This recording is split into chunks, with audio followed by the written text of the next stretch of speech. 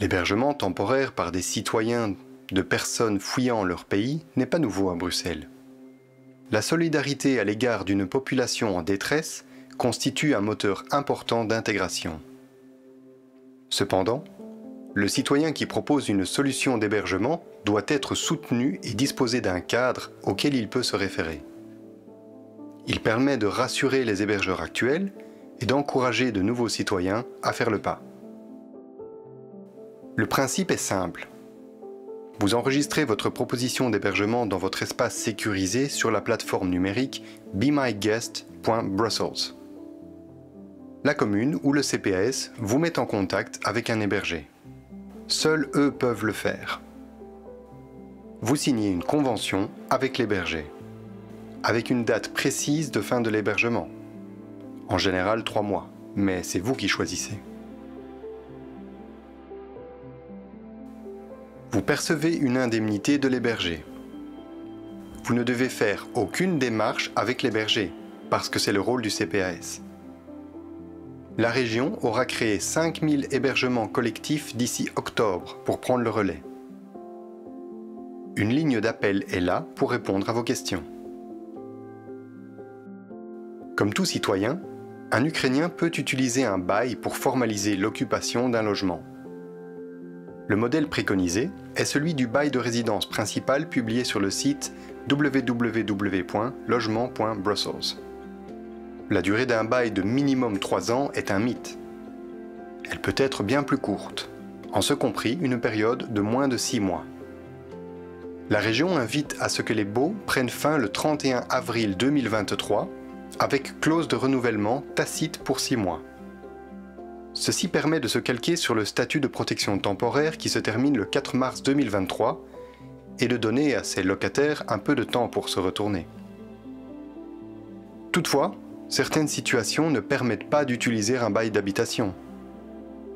C'est le cas pour le partage du domicile d'un hébergeur quand l'espace dédié à l'hébergé n'a ni entrée séparée, ni cuisine et salle de bain privative.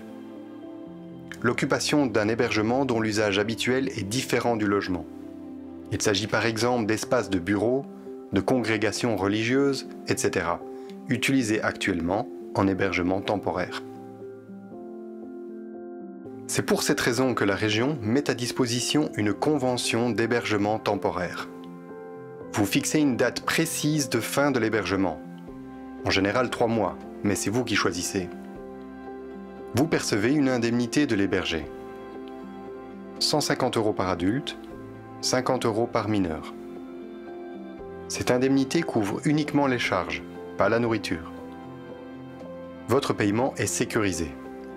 Le CPAS prélève, moyennant l'accord de l'hébergé, le montant de l'indemnité sur l'aide sociale accordée à l'hébergé pour la verser sur votre compte en banque. Vous pouvez mettre un terme à la convention moyennant un préavis de 2 semaines. L'hébergé prendra domicile à votre adresse afin de faciliter les démarches administratives. Vous ne devez pas être inquiet car la domiciliation ne veut pas dire que l'hébergé a sa résidence principale chez vous.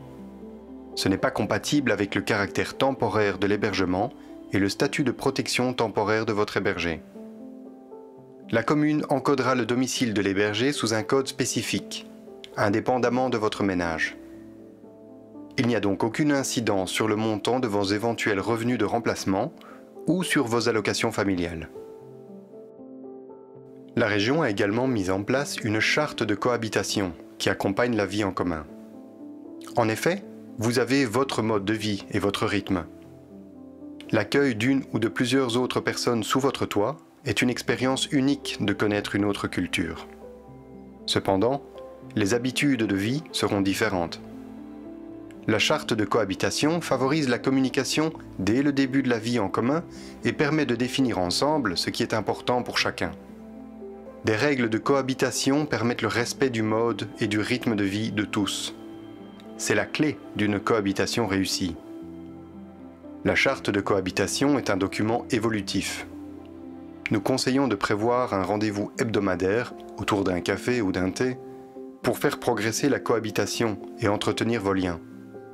Ce document existe en 5 langues: français, néerlandais, anglais, ukrainien et russe.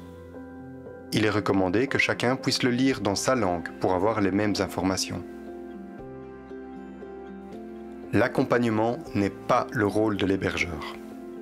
Vous ne devez pas assurer l'accompagnement social des personnes hébergées parce que c'est le rôle de la commune pour les documents d'identité et la scolarisation des enfants, le CPAS pour l'octroi des aides sociales, le bureau d'accueil des primo-arrivants pour les informations sur la citoyenneté, la promotion sociale et la cohésion sociale pour les cours de français ou néerlandais, le Brussels Health Orientation pour les questions de santé.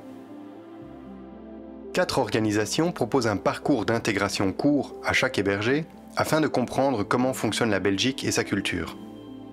Via Brussels, Convivial, le BAPA, le BON. La région bruxelloise met à disposition la plateforme numérique BeMyGuest.Brussels. Elle centralise l'offre d'hébergement et permet aux communes et aux CPAS de mettre en relation les offres et les demandes d'hébergement.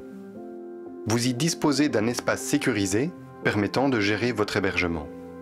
Votre commune ou le CPAS prendra contact avec vous afin de vous proposer les personnes à héberger. Vous restez libre d'accepter ou non. Votre commune reste l'interlocuteur et vous soutient durant toute la durée d'hébergement. Si vous désirez en savoir plus, visitez le site helpukraine.brussels. Si vous avez des questions, téléphonez au numéro vert 0800 40 400 et tapez 6 pour l'accueil des personnes en provenance d'Ukraine. Merci de votre attention.